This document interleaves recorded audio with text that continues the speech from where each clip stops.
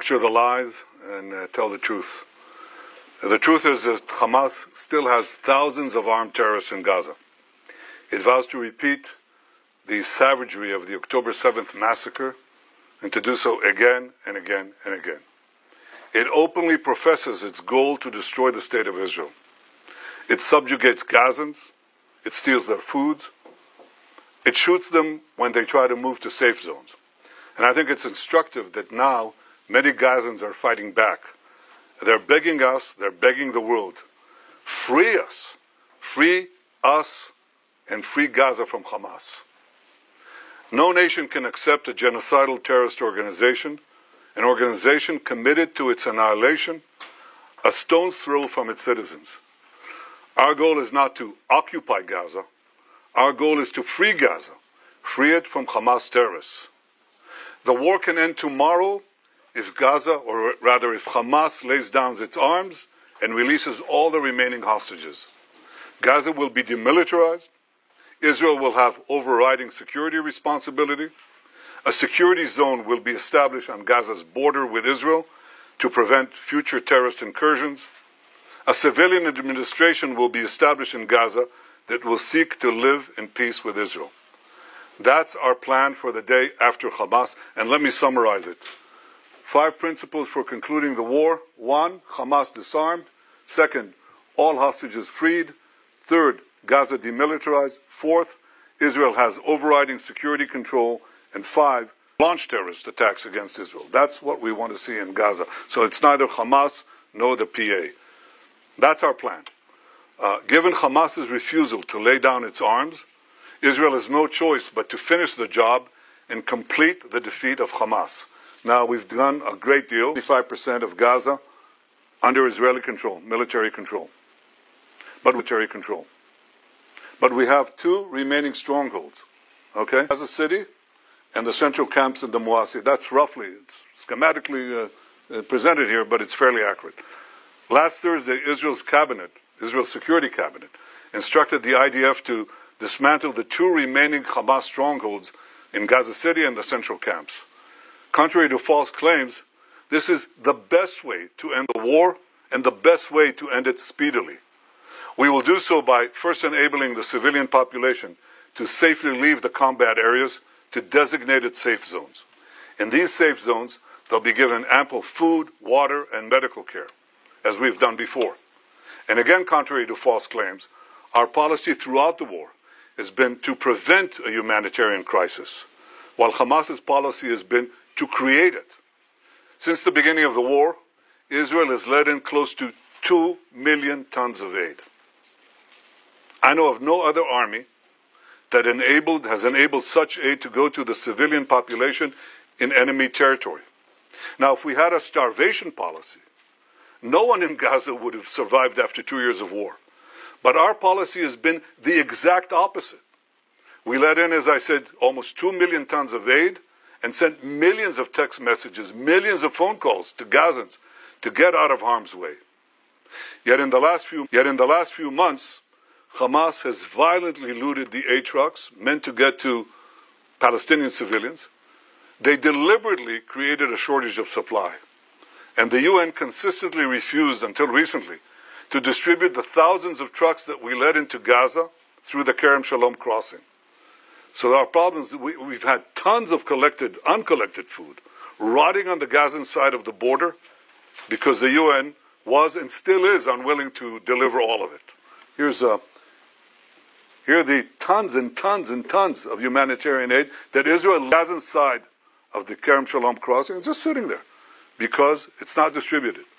So now we're going to go around this obstacle. We are, 1, can I show this, please? Okay, designating safe corridors for humanitarian aid distribution. No, that's showing the problem, not showing the solution, but here it is.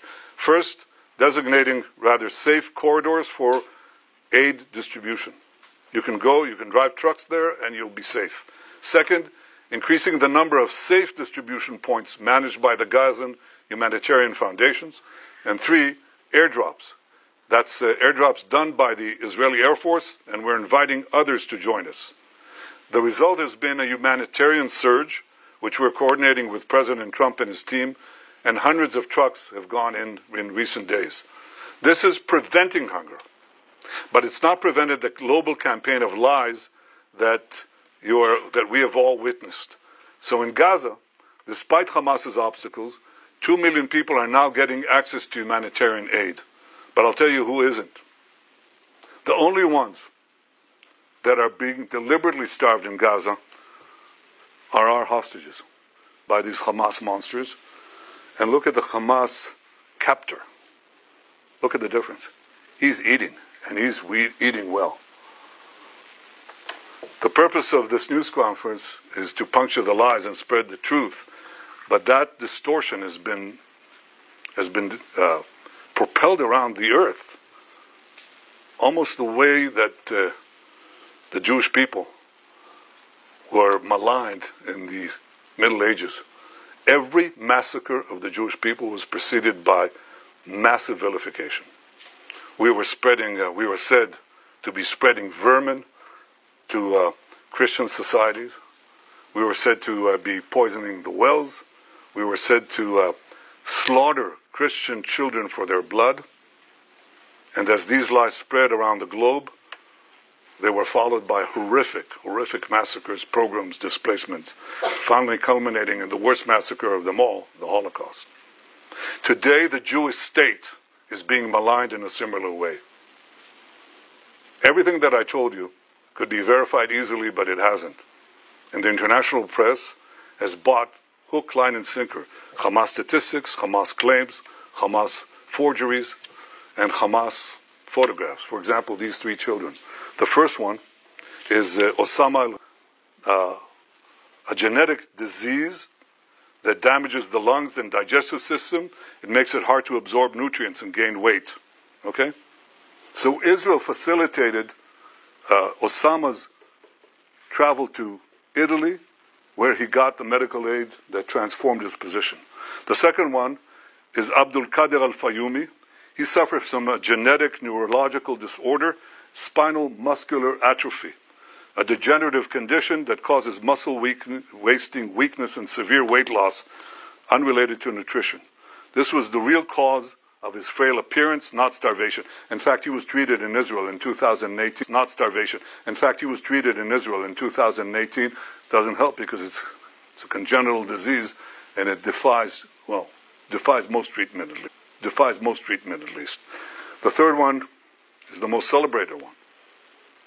This is a New York Times cover photo. It's on the front page of Muhammad Zakaria Ayub and his mother. Muhammad Zakaria Ayub is suffering from a genetic illness which you're familiar with. It's called cerebral palsy. His mother is well fed and his brother is healthy. I'm looking right now into the possibility of a governmental suit against the New York Times because this is outrageous. Of course, the correction was postage size. I don't know where it was buried. But this is outrageous. These are the 3 most celebrated photos, and they're all fake. It's the kind of malignant lies that were leveled at the Jewish people in the Middle Ages. We won't suffer. We won't allow it to go unchallenged, and this is the purpose of this press conference. I hope that you open your eyes to a simple fact. Hamas lies. Simple fact. Hamas lies. Now you can ask me any question you want. Thank you, Prime Minister. Could you give us, please, a timeline when you expect to conclude the new expansion of the new offensive? And if you can give us a few more details about how you're going to provide about this humanitarian surge and how GHF is going to be involved in this. Thank you. Well, the timeline that we set for the action is fairly quickly. I mean, we want to, first of all, enable safe zones to be established, facilities to be brought to, so the civilian population in Gaza City can move out, as they moved out in Rafah, by the way. You remember in Rafah? There were 1.4 million people. People said they can't, they have nowhere to go and they're not going to move out. It took us, I think, about 8 days or 6 days to move them, and they all moved. There were practically no civilian casualties because they all left. and they went to the Moasi area that I showed you before on the map. We think we can achieve a similar result that safeguards the civilian population, at the same time enables us to go at the last stronghold, the most important stronghold of Hamas, which we haven't done so up to the war. I mean, we've been there, but we haven't taken it as a goal to dismantle the Hamas stronghold there. We do now. I don't want to talk about exact timetables, but we're talking in terms of fairly short timetable. This is how we bring the war to an end. As far as the surge is concerned, we're talking to the U.S. about additional measures, but we haven't waited. Because what we're doing, as I said, is designate safe corridors, allow, and expand the GHF distribution points, and we're trying to bring in more resources, hope to recruit some international organizations, maybe, God willing, the UN, if they ever decide to actually do something for the Palestinian people that doesn't go through Hamas. And third, increase the airdrops. The airdrops are important, but they're not the most important thing. The most important thing is ground routes that bring aid, a surge of aid to the Palestinian population, as far as we can, without letting Hamas loot it. Second question, yes. Prime Minister, two questions. Firstly, why is Israel not allowing in Gaza? Do you disagree? Yeah, on the first question, in fact, we have decided, and I've ordered, directed the military to bring in foreign journalists, more foreign journalists, a lot. There's a problem of assuring security, but I think it can be done in a way that is responsible and careful to preserve your own safety. So the directive has been since, when is it? 2 days ago. From what you're telling me, it hasn't yet been implemented, but it should be, because I think you should see it. And one of the things you're going to see is precisely our efforts to bring in Gazans, to bring in rather food to Gaza. You'll see the trucks that have been entered Gaza and are still waiting to be distributed. You'll see Gazans who are fighting in those areas booby-trap just about every single building. Not every single building, but a lot of them. And every road, and every street, and every junction, every intersection. So one of the things that we do is we place basically old APC, armored personnel carriers, with tons of explosives, and we detonate them, and they set off all the booby traps. That's why you see the destruction.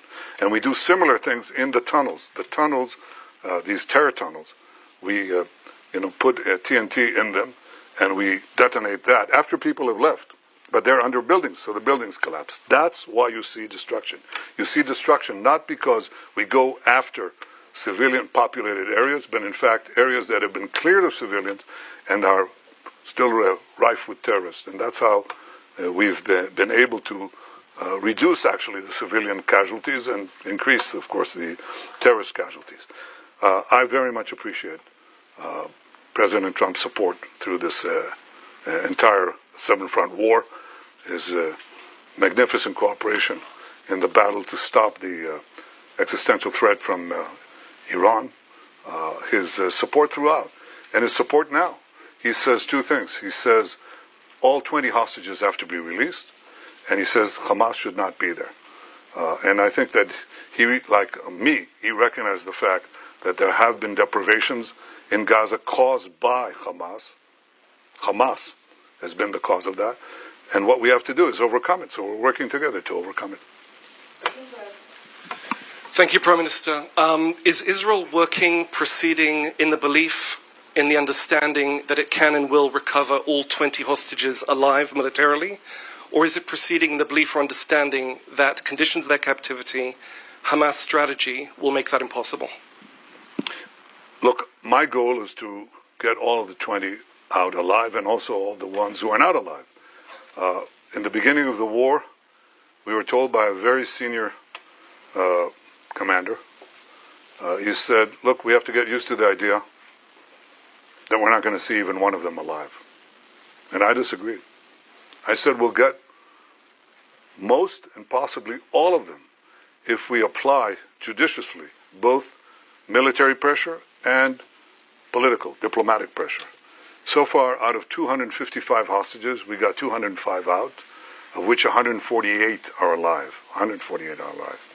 We have 20 living ones left in Hamas captivity and 30 who are not alive, as I said before. If we don't do anything, we're not going to get them out. The option of just doing a war of attrition from defensive positions has not proved itself, and I think it will just, it won't get them out, but I think it will draw us into a protracted conflict that doesn't bring the war to an end. The move that I'm talking about, I think, has the possibility of getting them out. We're talking about how to, I don't want to go into details, but how to get the remaining hostages alive as we close in on Hamas. And there are various ways that I think, creative ways, that this can be done, but again, I won't go into that now. Thank you, Prime Minister. 2 questions, please. You've just shown the horrific photo of Eviatar David, who's kept hostage in Gaza. We know that the hostages' days are numbered. So how will prolonging the war bring them home? And second question, you stated that Gaza would be passed to civilian governance that is not Hamas and not the Palestinian Authority. Can you specifically identify who they be? Do you have any concrete entities or individuals in mind? And is there a timeline for establishing this administration? Yeah, well, I don't want to prolong the war. I want to end the war. And I think the other suggestions would have prolonged it. We may have gotten maybe a dripping of hostages, even though Hamas showed no willingness to do that. And then they just go on and on and on, and we'd have this endless. Unless you are willing to just say, Israel, capitulate, go out. And even then, I don't think we'll get all the hostages. And if we capitulate, it means that Hamas will rearm, regroup, and carry out all the threats that it openly professes every day, by the way. Every day they say, we're going to do the October 7th massacre again and again, and we're going to destroy the state of Israel. You can't leave them there, So we're not going to do that. So my goal is not to prolong the war. My goal is to end the war, and I think that prolonging the war means that many of them could be starved to death. That's exactly the point. I don't want that. As far as the specific partners for the civil governance of Hamas, we're actually, I think the 5 principles are generally widely accepted. And it's instructive that some of the Arab countries, quite a few of them actually, said that Hamas has to be disarmed. I think this is the starting point. And look at what is happening in Lebanon as a result of our action. The Lebanese government, the new Lebanese government, is talking about disarming Hezbollah. Who would have believed it? Well, some of us did. I did. And that's changing the Middle East, as I promised to do on the second day of the war. I think in this case, if we succeed in this effort to basically end the war by defeating Hamas, its remaining strongholds, there are several candidates. That we're talking about, several constructs. And it's a transitional period. It's a transitional authority. It's going to be there because we don't want to, contrary to what I said, we want a security belt, but right next to our border. But we don't want to stay in Gaza. That's not our purpose. At least not my purpose. And I openly state, including to those who disagree with me. And there are some who do. But I think that our goal is to make sure that Hamas isn't there, and that what replaces Hamas does not educate for terrorism, pay for terrorism, launch terrorism, but is willing to live in peace. There are candidates. I don't want to spoil the chances of succeeding here because I think they're real, but they're real providing we finish the job. See, no one's going to go in there if we don't finish the job. We can talk about the day after, until eternity. No one's going to go in there unless we finish Hamas, and we're able to finish Hamas. And we will finish Hamas. Yes, Welt TV Germany. Thank you, Mr. Prime Minister. So the German Chancellor has once again defended his decision not to send weapons to Israel, which can be used in Gaza. He said a friendship can and must withstand that. From your perspective, what has changed in this relationship? Look, I respect Friedrich Merz. I think he's been a good friend of Israel, but I think he's buckled under. He's buckled under the pressure of false TV reports, the pressure, internal pressure from various groups. And I can say this, and I don't want to talk about him specifically, but I want to say this. look, maybe some choose to forget October 7th. We will not forget what happened. And we will do whatever it takes to defend our country and defend our people, defend our future. We will win the war, with or without the support of others. But I think that I think there's an issue here. And the issue is many leaders tell me, look, we know you're right, but we can't stand, in the face of the public opinion in our country, especially European leaders. They tell me that over and over again. And I say, that is your problem. It is not our problem. It is not our problem. You know? In Munich, everybody celebrated Munich. Everybody celebrated the capitulation in Munich, the Munich Peace Conference, peace in our time.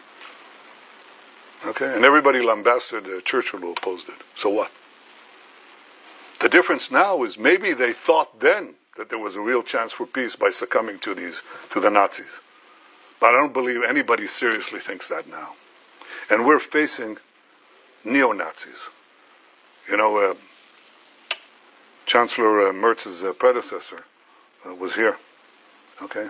And he, on the first or second day of the war, he was there, on the first days of the war. And he told me, he said to me, they're exactly like the Nazis. And they are. And we're not going to leave. We're not going to leave the Nazi, the remainder of the Nazi army, in the equivalent of Berlin. You know, don't go into Berlin and don't finish off the Nazi army, the German army. Of course not. I mean, that's what people are telling us to do. And I'm not going to do it. And the Israeli people are not going to do it. We're going to do it.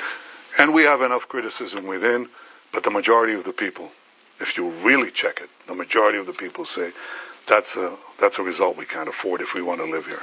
So we're going to do what we need to do. And I hope that Chancellor Merz changes his policy. And you know when he'll change his policy, for sure? When we win.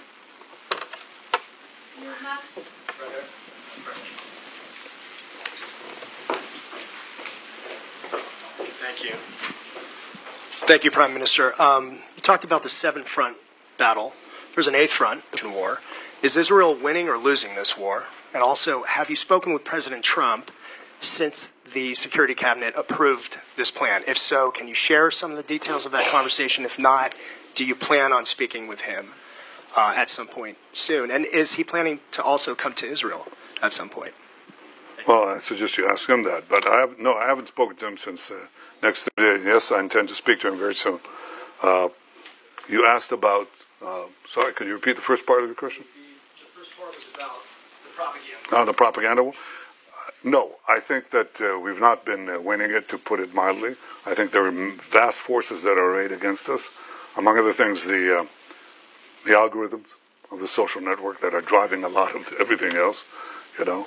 And people who really know, and they're the foremost people in this field in the world, they're telling me that about 60% of the responses on the social media are bots. They can categorically say they're bots. And they're bots that, Israel has from the Republican side. So they describe how, themselves as homespun Southerners, except they're riding from Asia somewhere, That's a big issue. We have to contend with it. And we also have to stand up and tell the truth, probably at greater frequency than we're doing now. That's exactly what I'm trying to do now. But again, if you want to win this war, end it speedily. End it speedily. Expose the lies as much as you can. End it speedily, and that's how you win the war. You win the war, the propaganda war, by winning the war and winning the peace. That's the simplest way to do it. And it's about time to do that. Sky News, UK. Last question, please. Last question. Thank you, Prime Minister.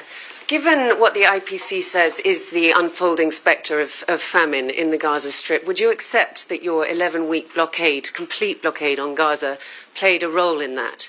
And also, given the killings that we have seen at the GHF aid sites, how will you guarantee that that kind of disaster will not happen when you have 1 million more people displaced? Thank you. Well, number one, the problem that we had was trying to stop Hamas looting. There's no question there was Hamas looting. Everybody saw it. You could see it. Hamas terrorists taking over trucks and so on. we try to do two things simultaneously: stop the trucks and bring in the trucks through the GHF distribution points. Okay, it wasn't successful. And it wasn't successful, among other things, because Hamas interdicted also the GHF program, the distribution point. So Hamas created this problem, and it was directed against us. Immediately, we have a starvation policy, which is completely false, any more than we have a genocide policy, which is equally false. We don't. Not this, not that. I don't know of a country that texts millions of messages to civilians to get out of harm's way, giving up the element of surprise, or calling them individually on cell phones, yet Israel is accused of genocide. It's absurd. Or starvation policy. But there was a problem of deprivation, no question about it. And so we had to solve it, and the way we solve it is the way I described it to you. And there are now not zero trucks, but at least in, I think last time I checked, hundreds of trucks that went into Gaza. That's alleviating the situation. Now we want to increase the number of distribution sites. So there is not, basically you answer this problem, or you solve this problem by the law of supply and demand. If you have a lot of supply, if you flood Gaza with food, which some of it will be pilfered, there's no way to get around that, will be looted by Hamas, but you'll have, if enough food reaches the marketplace, so to speak, then you'll see a difference. And you know what the difference is? How do we know for sure there's a difference? Because we monitor, as any one of you could, the price of food in Gaza. It's plummeted. It's plummeted ever since that we decided to take to do the humanitarian surge, and it'll plummet more if other countries join us. So I called on other countries to join in the airdrops. I actually called them to help persuade the UN to move those trucks, because every truck that goes in brings down the price of food. That's what happens. And when you have no shortage